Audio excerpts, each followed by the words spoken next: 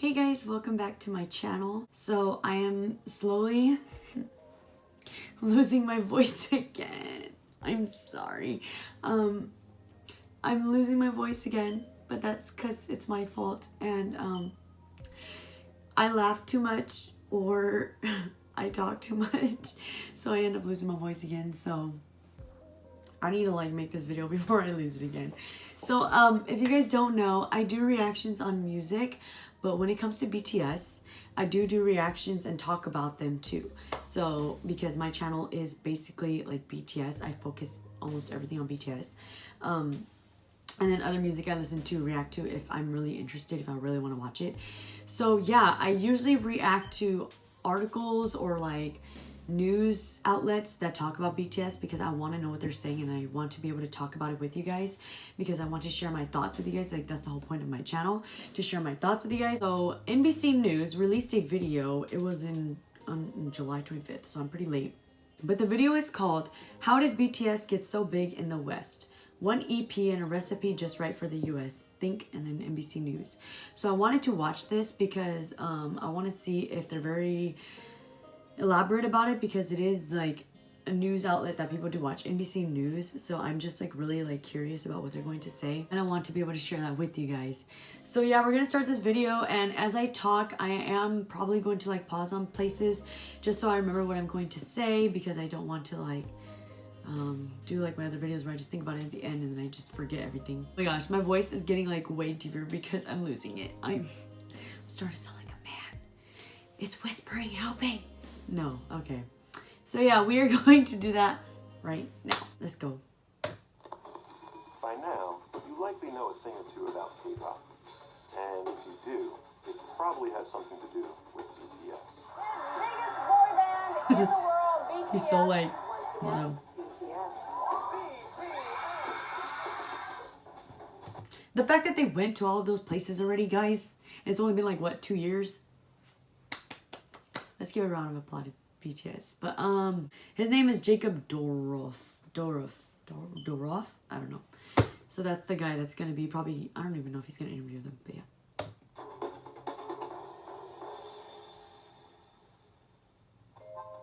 The 7-member boy band from South Korea has racked up a mind-boggling trophy case of achievements in the English-speaking world.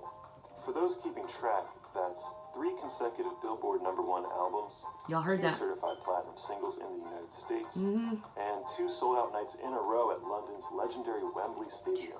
And that's all just in the past year. Yes. Okay. The fact that BTS went on a stadium tour, right? Everybody was doubting them. People who don't like them obviously doubt them. Or people who don't believe that they're big because they don't really know anything about them, doubt them.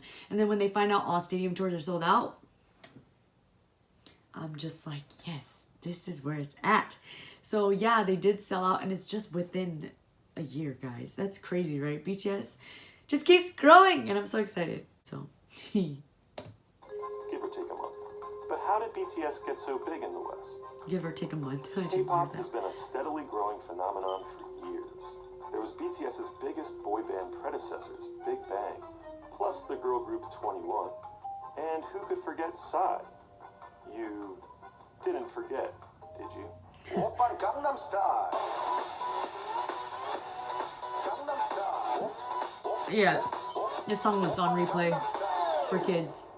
Honestly, how could you Turns out, forget? BTS had a powder keg combo that was just right for the American market, and especially America's burgeoning K-pop niche. A perfectly balanced formula that no one else had, Yes. or even knew could be so successful.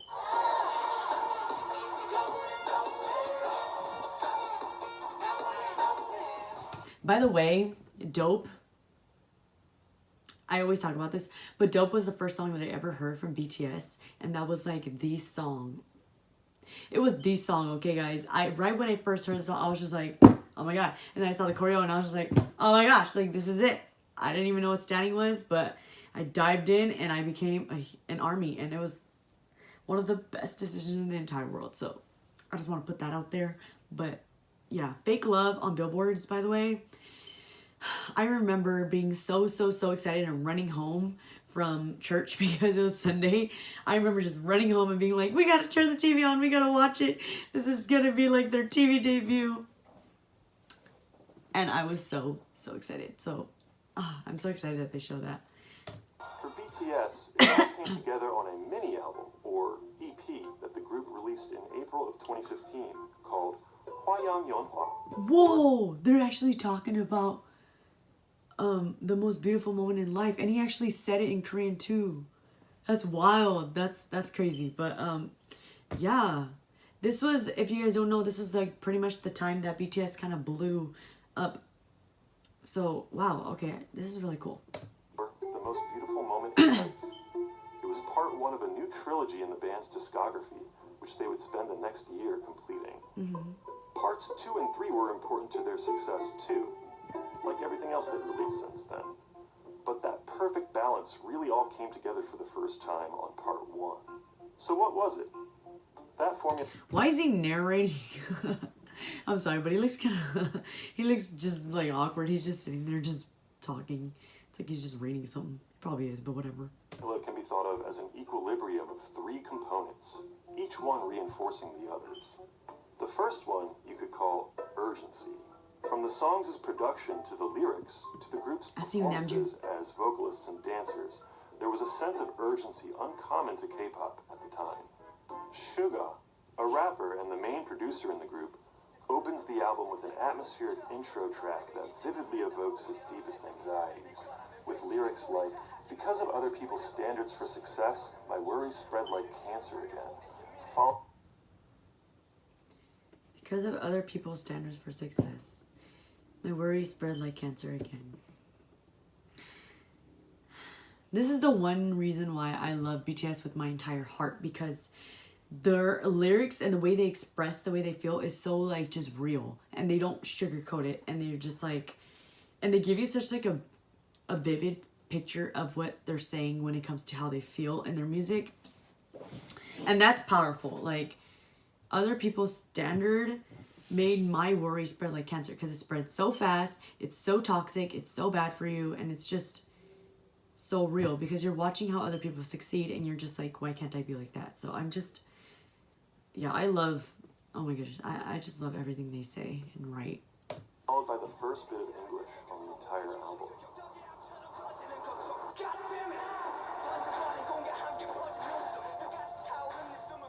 The next song, the lead single, I Need You, has a driving, future-based beat That's my and lyrics song. about a desperate relationship. The words are directed to a hypothetical girl, but it was easy for fans to read between the lines. Low on funds, BTS needed their fans, needed each other, and needed the small, homegrown crew behind their struggling label, Big Hit Entertainment. The song's music video presented BTS in a new light. 7 young men leaning on each other as they navigate a bleak, barren world.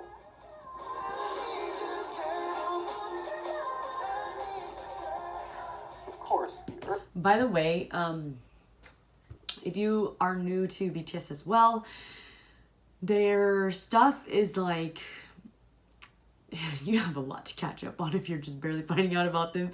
They have this whole storyline that they have with their music videos, and ever since debut. So it's like this entire thing that you have to catch up on.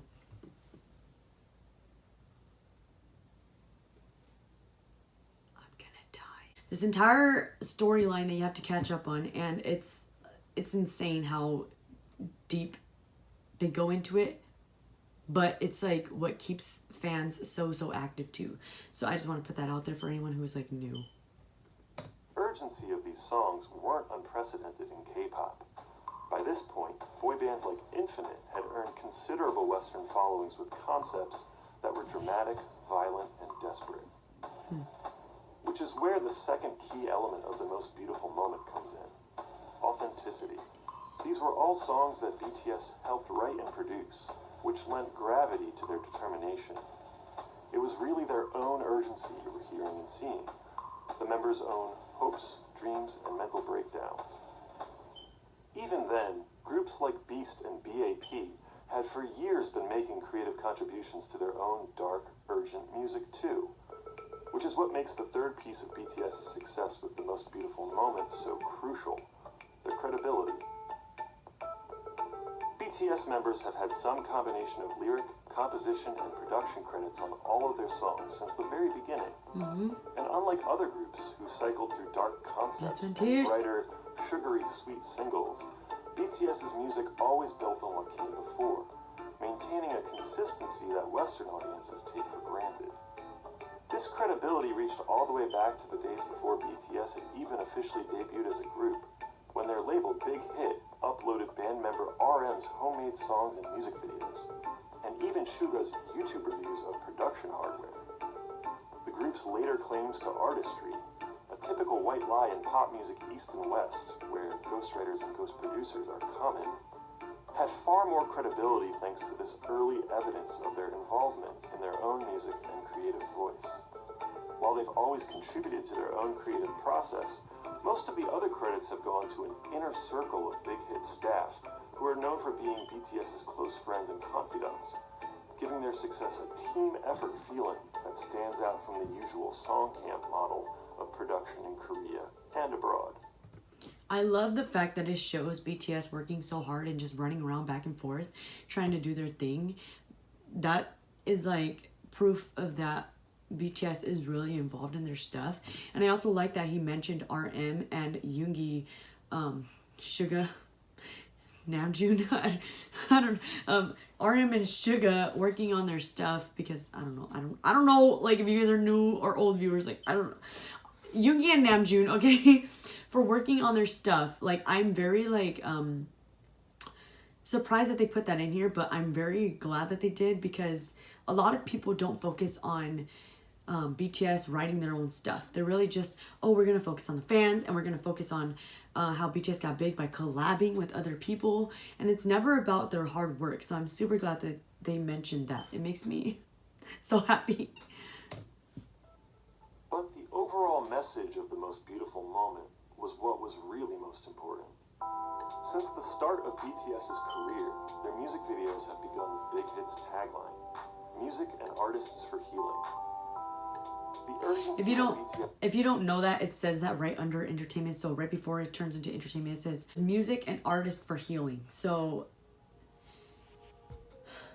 that's like so important. And I feel like a lot of people don't understand that Big Hit put that as their like tagline under their logo, and that's like huge, because it really does. Like their music really does heal, and artists obviously. The urgency that BTS conveyed so perfectly on the most beautiful moment, backed up by their authenticity and credibility as artists, has always been messaged as being part of a greater goal, to heal themselves and their listeners, and to provide a spiritual nourishment.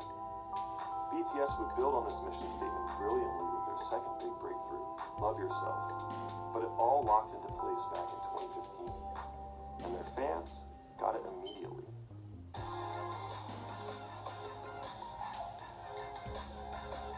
Wow, I really liked this a lot.